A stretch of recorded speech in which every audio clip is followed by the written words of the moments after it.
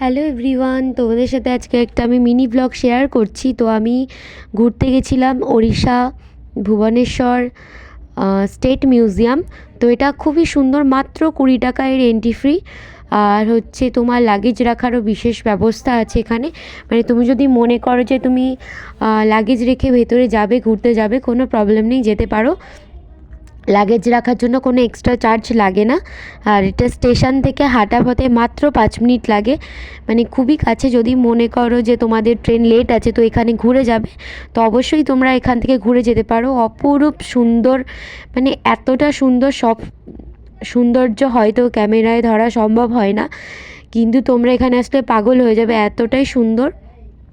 আমার মনে হয় সবার একবার ভুবনেশ্বর আসলে অবশ্যই এই মিউজিয়ামটায় ঘুরে যাওয়া উচিত। আমি তো জাস্ট বাইরের একটা ভিডিও বানিয়েছি, এটা জাস্ট বাইরের একটা ভিডিও, কিন্তু ভেতরেও আমি ভিডিও বানিয়েছি। কিন্তু মিউজিয়ামটা যেহেতু এতটাই বড়, এত কিছু দেখার জিনিস আছে, তো সেভাবে পুরো একটা গোটা ভ্লগে সেটা দেওয়া সম্ভব না।